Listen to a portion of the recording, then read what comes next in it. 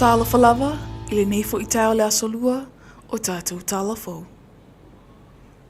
O le whaatua ta awale se ali i se tasio no whanga i le afio anga a le sa. Ua ave whawhautuanga i loa malo le atinuu, e matala i teimi uma, e ui ai le ana whanga. O le nei whawhita o liwa to o tele nisi o la tō moli mawina, le nei whainga le alofa, ma ua ave ama pōlenga le to o tele, e pasi lumo le nei no whanga. E whawholi ngolo mo miele fisosoani, e muli ane o whaini winga matanga, matau wha matau le uanga le atu, e a watu mea tō tino, o na sola ese lea. Ua wa ai fo i lunga upinga ta whailangit whaafitau li lava lea tasi, inisi fo i ono whanga e me se lava i teimi o le pō. O le ave whawhautuanga i o lea fo i tūlanga, ina ia no fo malamala mai lea tunuu, i nei whaafitau li, e ono la matia i le soifua, ma le ola. Inisi o tala. O le tausanga le nei anto el se fulu tausanga talo na whaatau e Samoa. Le anso whapito matamaita i tala vau. Mo fiso ta inga ma teknolosi silva vavi. Whaanei o na pō. O le apala kalame mo tamaita i tala vau o lo tau la moilo o fiso le pule whaatonu. O le whamana tunga o le anso whapitoa.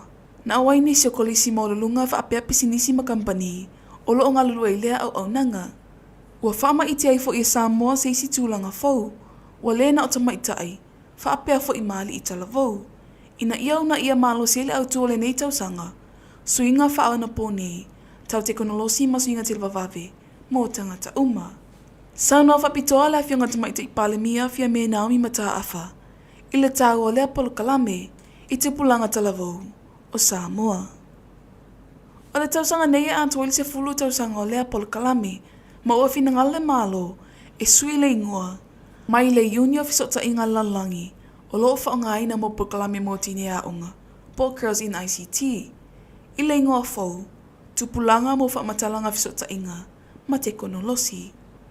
O le nei proklame, e tapena i Samoa nei mo tai au, ma o se wa inga tau lailea, a le malo. O tolu ai nei o vai aso talo na mai ona tue whafo i sia ele tise, i te tonu o le atunuu. Pei ta i ta awe sui le ofisa tu tonu mo whalawilawe whaafosei, ma le matu ia. E whaase lau fitus fuma tolu tu si talsanga, ua tauli mai nei le ofisa, mai le mamalo le atunuu, na whaaleanga ina alatou aseta, i le motu si aso o hayo le tise. E whaava i aso le umi, e whai aiso esu e ngai nei tu si talsanga, maalo o ngalulu e sui ma le matangaluenga ngaluenga whilawa inga matina ese ese.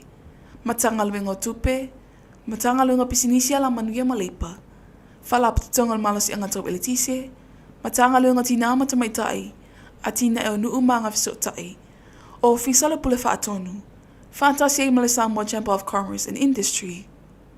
O le whamoe moe a mai ane i loilunga, o na tui nātu le alato whautuanga na tanga luenga o tupe, whaapei male kapeneta, mo se whaai unga whaahiu, mo talasanga o whaamonia, wa ato o toa.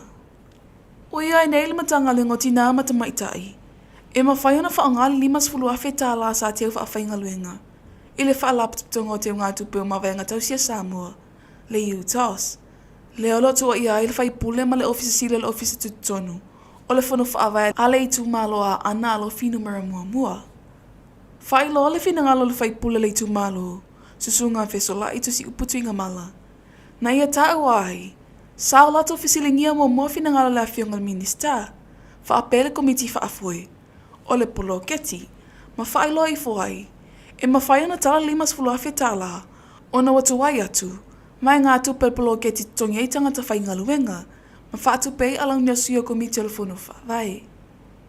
E se lau fitus fulu lima awhia le vai ngā tupe le miliona, e whaanganga mo tongi o tangata whainga luenga le ofisa au tu, o le whunu whawai, ai tu whaapalo tai limas fulu maltasi, e whaatu pei fo i ma alang nia suyo le komiti, ma e la vea umailalo se le nilea, mana onga se le ni whaalu po expenses, mo le ofisa au tu, o le whunu whaawai.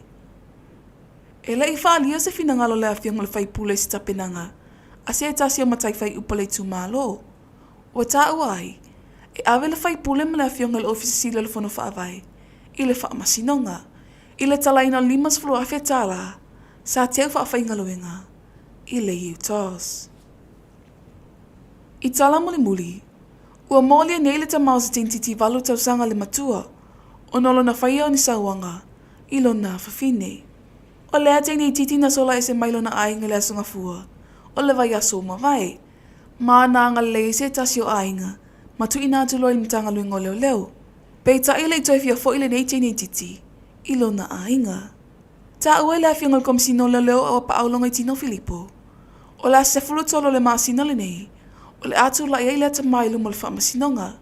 E tali o na mulianga. O le sola e se mai o lea alu atu toto. E whaapea le teimilona tolo le nei o whai ai alon tama. Nei sawanga ia te ia. O tātou tala fōna mo le nei Aso Lua. Manuia le aso.